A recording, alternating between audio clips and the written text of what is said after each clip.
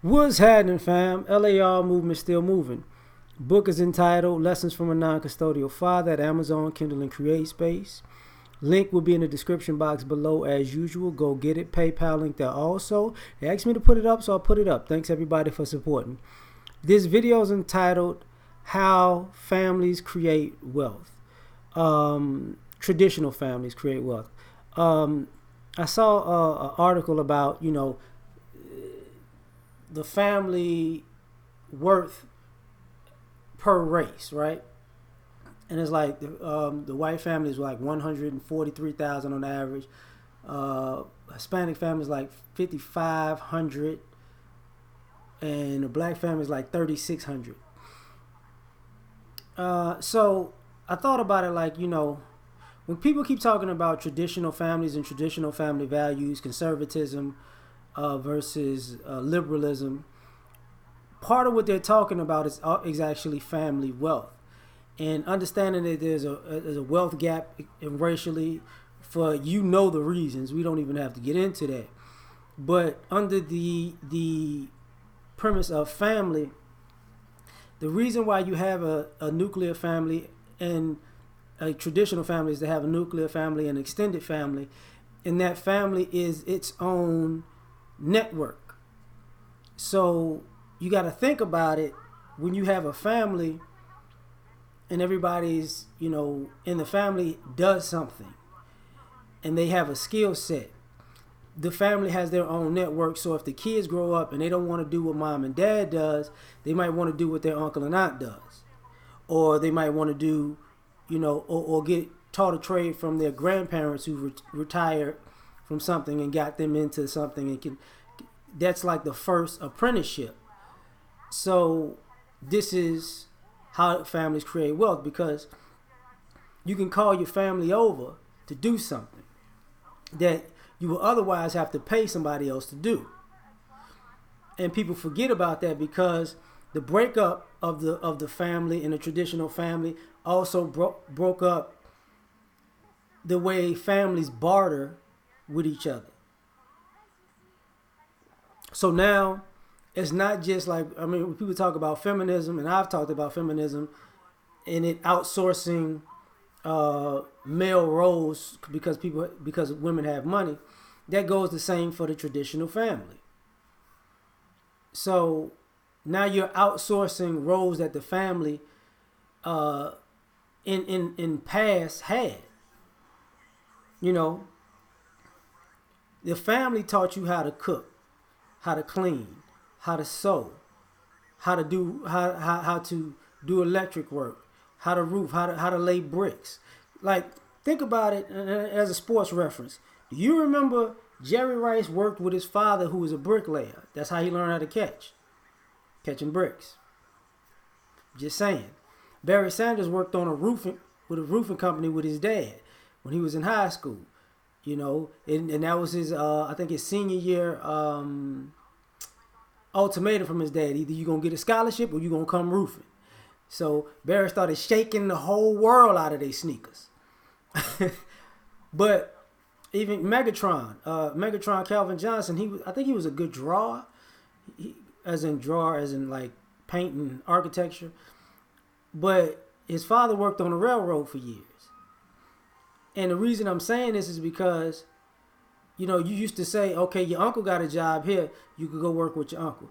Your cousin works here, they'll look out for you.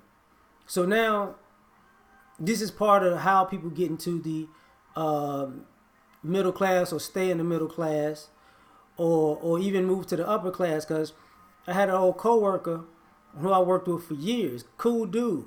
His dad ran a business though. So when his dad was ready to retire, he quit the job and took over the business. And that's how the family created wealth, because he didn't want to do the family business at first. That's obviously why he went to school. He got another job, or went to the military and got another job. But as he became, because I think at the time he was in his late 30s or early 40s, and his dad was like, look, I need you to take over now. He had already groomed him for the business, even though he was working another job. And I have even coworkers who inherited farms and whatnot. They come to work, but they know how to work the farm. You get what I'm saying? So, and we clown about that because me and one of those particular coworkers, we laugh about Whole Foods, and these are organic, and these are like GMO, and both of us would say only thing organic is the price. That's what that is. The price is organic. That's what it is. And some people will get it, some people don't. Because is there genetically modified foods? Yes, but are all of these foods that they're saying is genetically modified? No, no. Some of these things are just smaller and they look purer, and so they're gonna say these are organic. Same doggone farm. But this ties into the wealth part. People inherit businesses. People also inherit land, but people also inherit homes. So when it comes to things like gentrification, and we've all seen it with our families, gentrification happens every, I would say, 20 years, So you keep thinking it's happening over and over again, but a particular side gets gentrified. They build it up, 20, maybe 30 years pass, and then they go back, and it deteriorates, and then they gentrify it again. So you can see gentrification, but it's just hopping from one area to the next, right? But part of that is selling property. Somebody died in succession. Somebody inherited the property, and somebody sold it. That takes away from the family wealth. So now, because and one of the reasons is, especially with this country becoming more and more non-traditional, you don't see the work that it took for your father and your mother to actually pay off their home. You don't see how many days that they had to work long hours, how many nights they worked overtime, how many days they struggled to get by, how many days they got that they tried to give you a better life and keep a roof over your head and keep so you can have something to inherit. You don't respect that because you're not seeing that. So it's just like people are walking around entitled to everything because they're not seeing, dad come home tired every day, or dad coming home even disgruntled because it's been a long, long day. You got a chance to play every day, but you didn't get it. And as you grow older, you're like, oh, okay, I get it now. So because you don't respect that process, you in turn don't respect inheriting the home. And since you don't respect the process or inheriting the home, you don't even take a look into the market. And you don't look around at the neighborhood and say, okay, this neighborhood is going down or it's going up. Can I renovate? Do I need to renovate? Can I rent this out? Can I create a residual income?